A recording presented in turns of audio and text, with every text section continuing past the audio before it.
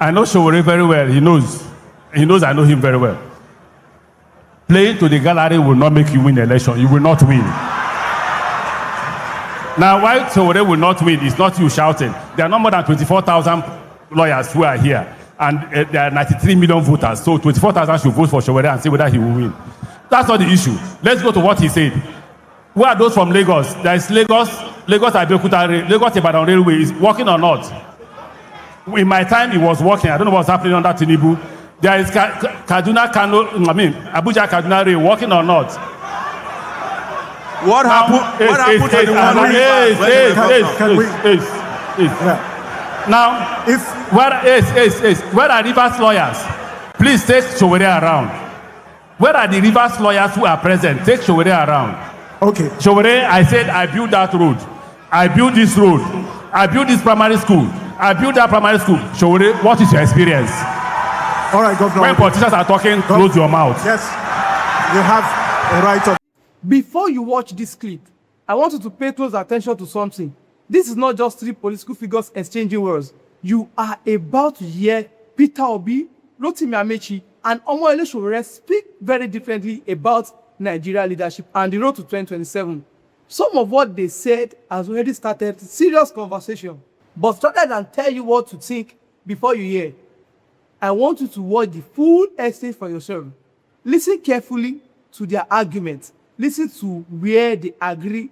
Listen to where they disagree. And most importantly, ask yourself, who is actually speaking to real problems of Nigerians? Not just who is speaking for self-opinion or personal interest. Watch the clip to the end, because after you hear all three perspectives, I want to know what to think about it. Let's watch.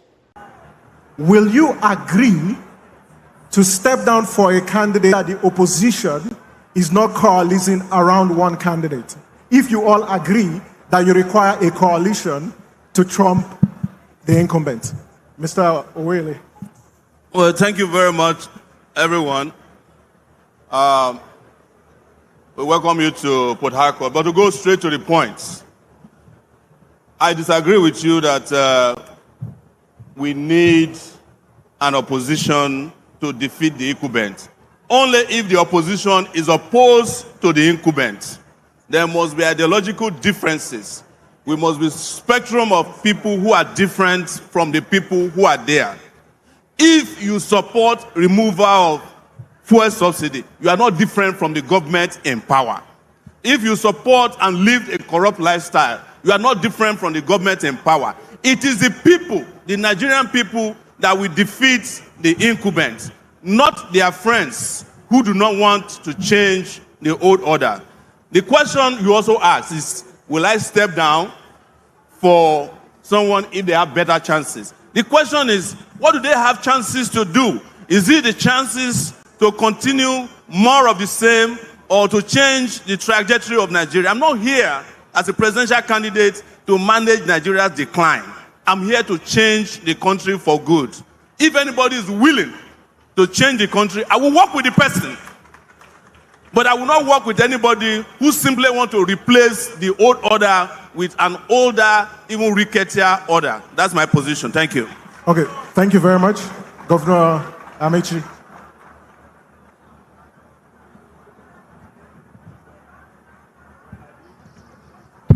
Well, I bring greetings from former Vice President Atiku, who has directed that I represent him in this conference.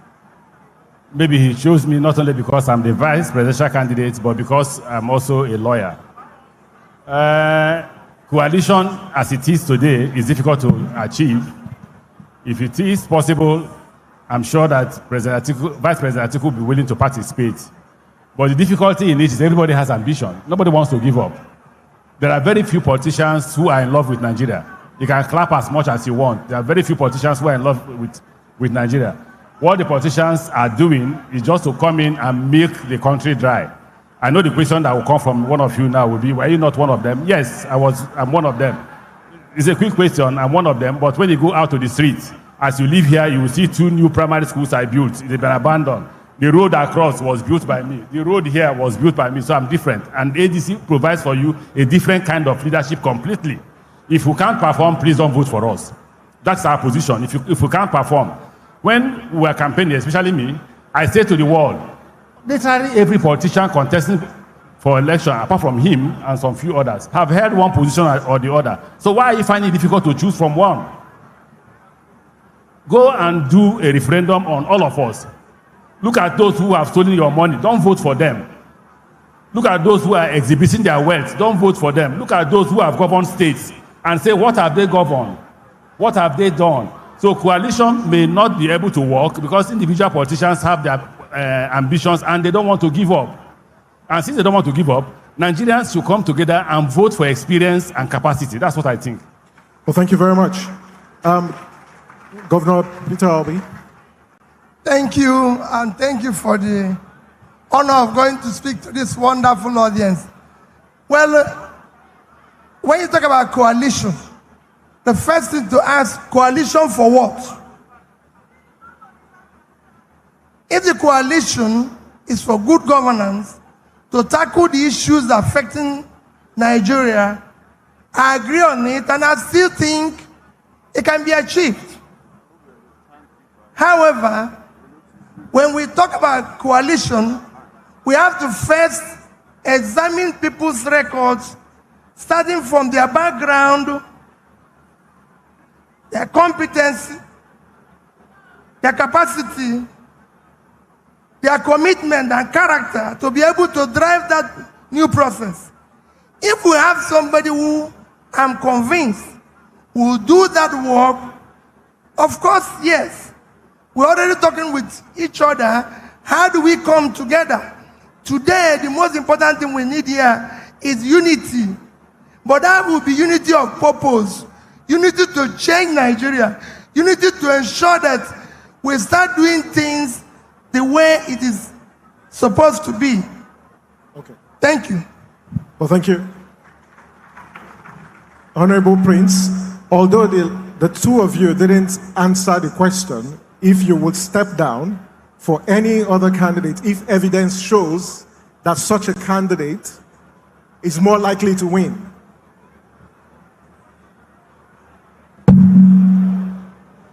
I'm sure you didn't listen to me very well. I said first that it's difficult to achieve a coalition. So if you don't have a coalition, how do you step down? Okay. Then I also said a coalition should be based on performance. And I say to you, there's a referendum, you should do a referendum. We have all served in government. Atiku has served in government. Governor Peter Obi has served in government. I have served in government. All others, apart from he and this, assess us by our last performance and choose. Don't just go because you are from Ikwere or you're from Omoko and choose your. Okay. No, that's why we're running down. Okay. Yes, Prince. Thank you. I pay my respect to the Nigerian Bar, the learned sake, your lordships on the bench, and fellow Nigerians.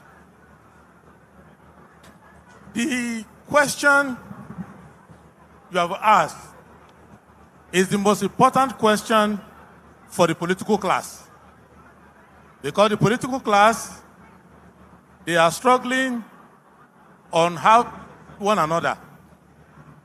And who is going to go next to continue mismanaging the economy? People just want good government. They don't care if the professional politicians succeed or not. They care about why is it that every 4 years we hold elections and nothing changes, and if things change at all, they change for the worse. Now the question you're asking has been brought to us before. The Social Democratic Party, which I represent, has had interaction with the professional politicians. There was a time when they wanted to come with a coalition to come to the SDP. And we had negotiations with them. Okay. And from that interaction and negotiation, we discovered 3 things. One, that they don't care about ideology. They just want to win. and figure out later. Okay. In the case of the SDP, we are committed to Chapter 2 of the Constitution, fundamental objectives and directive principle of state policy. If you don't subscribe to that, you cannot even be a councillor in SDP. Okay. And they don't subscribe to that. Okay. Secondly, we don't rotate power based on ethnicity and religion, your turn or my turn. Okay. We do it based on your understanding of the needs of the country. Thirdly, we do not measure candidates with respect to how much money they have, what they call war chest. So for that reason, we are just going to the Nigerian people to form a coalition with the Nigerian people. If, however, because the professional politicians are also part of the Nigerian people, if they come and subscribe to Chapter 2 of the Constitution and subscribe to the ethics and ethos, we will work with them. Thank you. Okay, well, thank you very much. So what is clear from this round of interaction is that the chances of having a coalition ahead of the next election should be a forgotten issue, although some of you have expressed possibilities. But since you have the mic, let's pivot to the discussion on the economy. Now, the most topical conversation in today's Nigeria is the fuel subsidy conversation. Now, I've listened to virtually all of you. Some of you have criticized the policy, how it's been implemented. Some of you welcome it. Last week, the federal government told us that they've saved about 15 billion naira from the subsidies. 10 billion goes to the states and local governments. 5 billion for the trillion to the federal government. My question to you, do you support the removal of fuel subsidy? If the answer is in the affirmative, is there something wrong with the way it's being implemented? And if your answer is no, what other policy options do you propose? Okay. We are and you've got 2 minutes. Okay. 2 minutes. We are back to 4 years ago. 4 years ago, the issue was simple.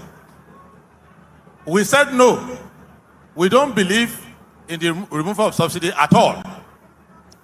We said we don't believe. I think Sowore of AAC doesn't believe. So just to be clear, you don't believe in removal of fuel subsidy? No, it doesn't make any sense. Okay. And we predicted what would happen if you went into it. The rest of them, Governor Peter Obi said he will remove it. Atiku Abubakar of PDP then said he will remove it on day one. He will even sell NNPC together with it, and so on and so forth. We said don't do it. And we predicted everything that will happen, and they happen exactly as we predicted it. Now, so the issue of subsidy should not be discussed again, because if you have a patient that has constipation from not drinking sufficient water, and majority of doctors said that we should cut the appendix, and I said, no, don't cut the appendix. Just tell the patient to drink water regularly. After you have allowed the doctor to cut the appendix, another doctor will come and say, want to join the appendix back. It cannot be done. You've already cut the appendix. The subsidy, so-called, has already been taken out of the budget. Okay. Subsidy is not the problem. It is the sustainable supply of petroleum products at a reasonable price with a stable exchange rate. That's what you need to deal with. All right, thank you very much. Governor Peter Obi. Well, I subscribe and I maintain that you need to remove subsidy. Mismanagement of the proceeds should not be the reason for not removing it. What we should have done is that when we remove subsidy, we would have given the people alternative usage for the subsidy. What we have today is that that removal and the attendant resources being recovered is also being mismanaged and stolen. For example, we have received, according to them, 16 trillion. We will, I said it before, go to my manifesto and say I will remove subsidy. We'll do it in an organized manner, and whatever we recover will be invested appropriately. And I just give you an example because we have no time. Let's say you remove subsidy and you decided number one thing a nation needs to develop is health. And today our health is very poor, our primary health care is very poor, where we are now have more maternal and child issues than countries like India. Assuming, let me use 5%. You said that they saved 15.8 trillion. So call it about 16 trillion. So 5% of that is just about 800 billion. And if you decide today, our biggest problem is issue of primary health care. If you decide to put primary health care in each ward, just each ward, in each ward, today it will cost you, from our own studies, an average of 100 million naira for one. We have 8,809 wards. Call it 10,000. And use 100 million naira for each. It will cost you 800 billion. Okay. If you decide today, we have issue now with kidney dialysis. We have over 25 million Nigerians have kidney issues. To build a kidney center, you need 200 million. And we need about 1,000 centers when we have less than 200. We need about 5,000 machines when we have less than 800. It costs you 200 million to do a center, and it costs you exactly 10 million to buy one machine. So you need 250 to set up a 5,000 machine center, 1,000 center, and it's only 250 million times 1,000 is 250 billion. You still have 14.7 billion. So it's what you use the money for. That is the problem. Yeah, but we will use the money in an organized manner. But just to stay with or you save it. If they have saved the money and decide to do like any other country, we would have had $10 billion added to our sovereign wealth fund, which if you add it today, we'll be getting about $10 billion every month, which we can use for purpose. So don't say because people use the money they're supposed to utilize very well for party, and you say no, we should bring back. What I've said is that people in government have asked Nigerians to fast. Okay. They cannot be feasting when Nigerians are fasting. Yeah, but Governor Peter Obi, the government will tell you, let's stick to with health. They will tell you they've rolled out several health programs. There's the health guards, there's the free cancer treatment.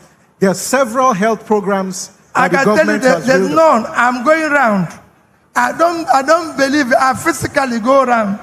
And I can tell you, we have less than 10 cancer centers in the whole of Nigeria. Okay, let's come to Governor Amaechi. So your principal issued a policy, a statement just a few days ago, and it appears he has deviated from his previous position. Is that true? I want to address the conference standing. Nigeria is in a state of shock. Poor people are dying every day. The reason why people are dying is that when I tell Nigerian economists that we have no economy, they say it's not true, we have an economy. But an economy that does not provide money in the pocket of Nigerians is not an economy. Any economist who says we are making progress and there is poverty in the pockets of Nigerians must be a very bad economist. Now, let me give you figures. Now, currently, we have 11.8 million vehicles. Industries are not working, so we assume that consumption of the industries are not as much as the vehicles. Where is this subsidy money going to? It's going to the private pockets of your president. I call them Alibaba and the 40 thieves. If anybody goes into office as president and allows you to continue to suffer, the person is a wicked man. It will take us 2-3 years to be able to reverse this economy to a productive economy. Anybody who tells you that is a magician. If he tells you that in 1, 2, 3 years he will turn the economy around, person must be lying. What Vice President Atiku is proposing is not to deviate from removal of subsidy or not. He's saying that in the first 4 years that we take back this office, we will put money in the pockets of Nigerians to be able to buy this fuel. And we're not funding. Can you listen? Can you listen? Thank you, thank you. Please, can you listen? To him. Thank you, thank you. I'm coming to the how. The how is we will encourage local production. We will only subsidize local production. How is you provide cheap crude for them to refine and sell at a cheap cost. That way, individuals will be able to buy fuel. Now, when they are not able to provide subsidy to provide for cheap production, what happens? You are paying more for electricity, you are paying more for transportation. Everything in the economy is running helter-skelter. We will provide you with all the necessary tools for subsidy for only local production to encourage employment, which will create jobs. Okay. Whoever says it's not possible should wait and see. Okay. Thank you very much. Please, I'd like to make a passionate appeal. Those of us who are standing here, we are recording emergency situations. People are collapsing behind. Please, we plead with you, if you can create space so we don't record these emergency situations we're recording now. Thank you very much. Okay, we'll come back to economy. Oh, no, your turn. Yeah. What's the question? We're talking fuel subsidy. Where you stand, should we remove fuel subsidy? And if we do, what do we do with the savings? And if your position is no. If there's anyone who has been consistent about non-removal of fuel subsidy, it has been me. And it took Amaechi and his principal almost 10 years to catch up with me. They have now reversed their position on fuel subsidy. The question about subsidy is, who are you subsidizing? You are subsidizing the elite. You are subsidizing the governors. The only people who are doing well since they removed subsidy are the governors of states. And when they talk about subsidy, they make it sound like they have not removed subsidy before. I was a student in 1989, they removed subsidy. In 1990, they removed subsidy. They said Nigeria will be better. We are in 2026, they are still removing subsidy. They are robbing Peter Obi to pay Bola Tinubu. That is what removal of subsidy is all about. The poor people of this country only benefit from subsidy from petrol, gasoline. There is no subsidy on kerosene. What did they build with it? There's no subsidy on A1 jet fuel. What did they build with it? Please, please, don't let these politicians lie to you. I love one thing that Amaechi said. He said, apart from Sowore and Adebayo, the rest of us have been in government and we have failed. They have no business coming back. Yes. It is, you guys should be apologizing to the Nigerian people. Let me say one more thing. Stop lying. Let me say one more thing. Stop lying, Sowore. No. I said, judge us by our achievements. No, I'm adding failure to it. Say so. Don't put. Okay. One other thing I want to say is that when it comes to subsidy, right, transportation policy is important. We have a former governor of Rivers State here, Amaechi, who built a rail line that went nowhere. If that rail line was working, subsidy would have been working for the people of Rivers State. Okay. I'm not attacking you. Okay. But your records are here in Rivers State. Okay. And we cannot ignore that those of you who have governed before, who refuse to subsidize your people. Peter Obi did not subsidize education in his state. Lecturers and doctors went on strike for 13 months. Okay. You may like him as a person, but he did not perform as a governor. That is the truth. Okay. And we can't keep pretending that there's nothing wrong with Nigeria. Thank you and very those much. people who have run Nigeria up to this point. Thank you very much. I will not remove subsidy. Thank you. Because The poor in Nigeria Thank you needs very to be much. subsidized instead of the rich. We are already subsidizing them with waivers. We are subsidizing their lifestyles. They are driving convoys and big stars and It's okay. air jets. Thank you. We have a duty to return power to the people and subsidize the poor. Thank you very Thank much. you.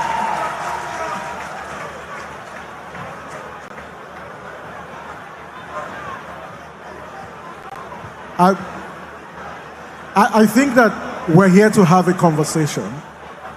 And in this conversation, I would like to implore, because yes, you have a right of reply, but we would not have a productive conversation if we do this back and forth. So please, as much as possible, let's refrain from any form of attack so we can have, a very robust discussion. Now, let's talk about security. You want to reply? Okay, I give you 1 minute to reply. You can turn on the mic. I know Sowore very well. He knows I know him very well. Playing to the gallery will not make you win the election. You will not win. Now, why Sowore will not win is not you shouting. There are no more than 24,000 lawyers who are here. And there are 93 million voters. So 24,000 should vote for Sowore and see whether he will win. That's not the issue. Let's go to what he said. Who are those from Lagos? There is Lagos Abeokuta, Lagos Ibadan Railway is working or not? In my time, it was working. I don't know what's happening under Tinubu. There is Abuja Kaduna Rail working or not? What happened to the one Now, where are Rivers lawyers? Please take Sowore around. Where are the Rivers lawyers who are present? Take Sowore around. Okay. Sowore, I said I built that road. I built this road. I built this primary school. I built that primary school. Sowore, what is your experience? All right, Governor. When politicians are talking, close your mouth. Yes, you have a right of reply. Yes, you have the floor.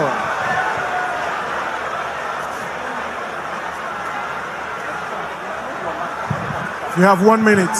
1 minute. Thank you very much. Let's listen, please. Let's listen. Thank you. Let me join others in standing up. Please, mine will not be, I'm not answering, I'm not defending anything. I'm happy that most people from Anambra, some people from Anambra are here. Thank you. Doctors were on strike for 13 months. The only thing doctors have never said is why they went on strike. If anybody, I'm supporting private sector, and we had a disagreement.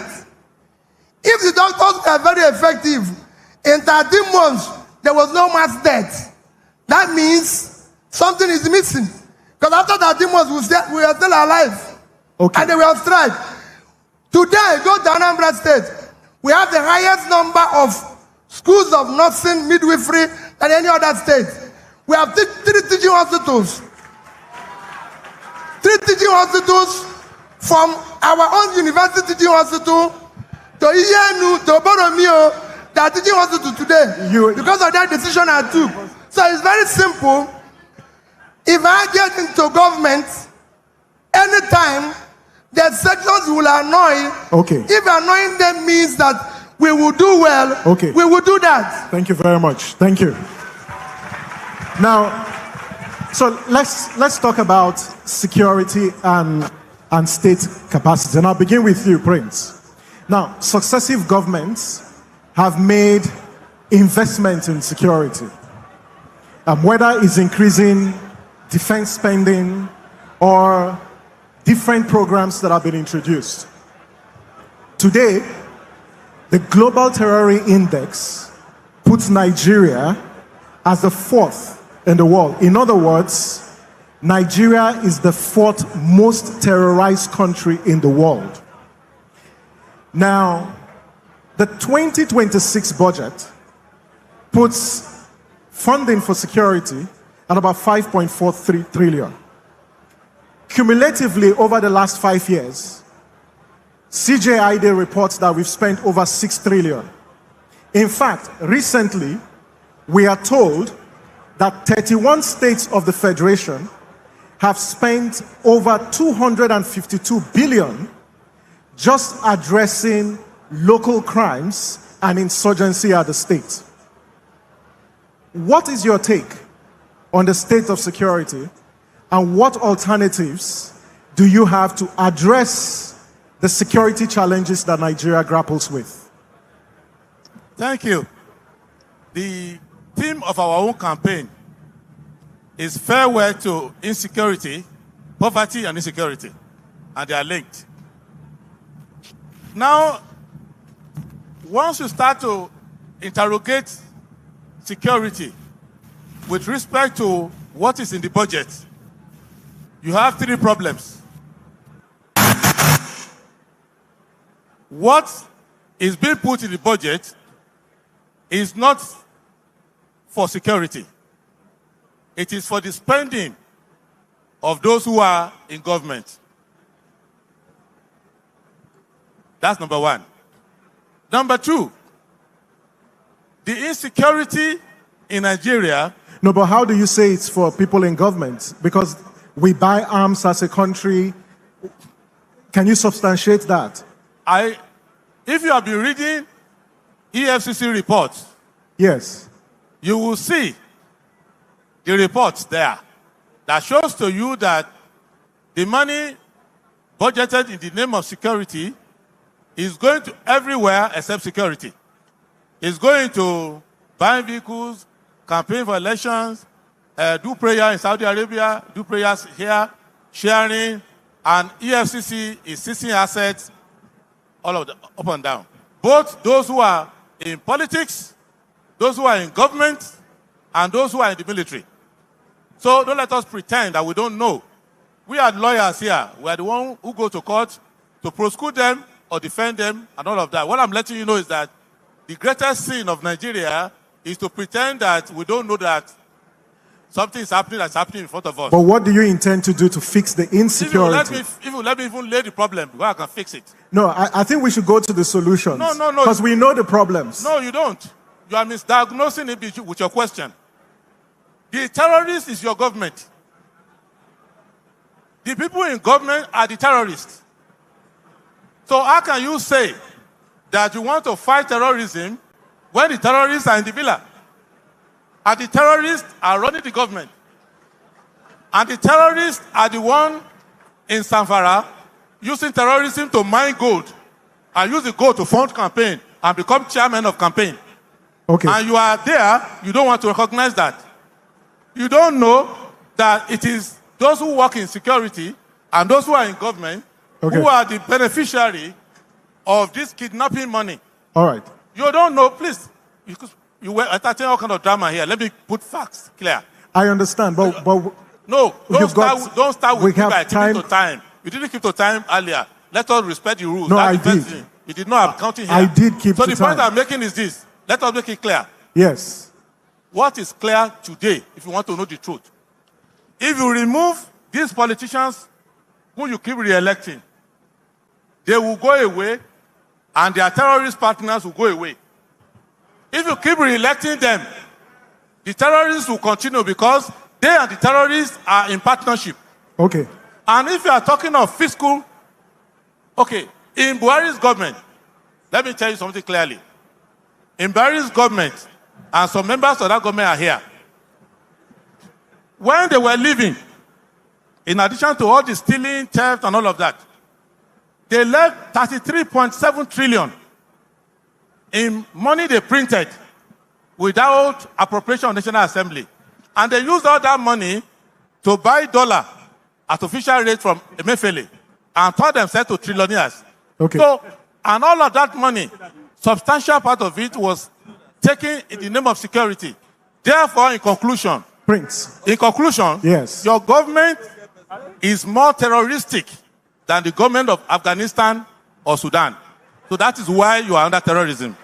Yeah, but Prince, since you have the mic, the bigger question, what you're saying, your policy proposal to fix insecurity is to remove the government or those who are in power? Because I've not heard concrete things, concrete actions to address things like farmer herders crisis, like the communal clashes, like there's several security challenges we're grappling with. Okay, let me tell you. All these are the diversionary things. I go around the country. I know 774 local governments with my 2 feet. There are no harder farmer clashes anywhere. What you have is this. The people who kill the local communities are not herders. I'm a herder myself. I'm closer to 1 million number of cattle I have, and I've not killed anybody before. So what I'm letting you know is that the government of Nigeria has the thing I'm going to do 3 things. Yeah. 1, if you govern the mining cadastre properly and identify miners and let miners know that in any territory where you are operating, you are responsible for any killings there, because the killing that is going on in Nigeria is the killing of people trying to displace people from areas where they identify resources. Secondly, the Office of National Security Advisor, as passed by the ONSA Act, I will amend it. Okay. Because that is where they are warehousing all the problems that are now managing insecurity expenditure framework. I am sorry, I have to cut you. The last point. If you can do that in 30 seconds. The last point. You will need to give Nigerian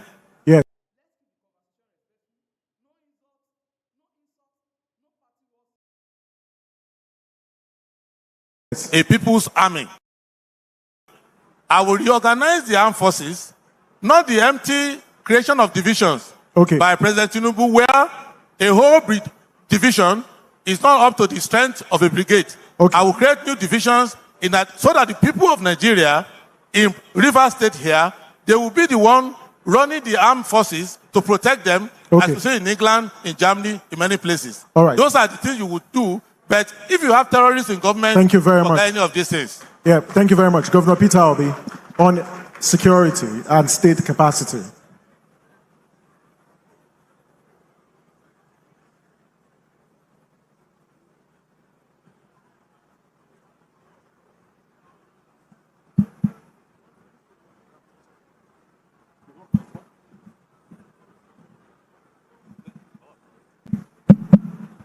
Well, it's a very simple, for me, we have a very serious insecurity problem, which there's a lot of things people can look at.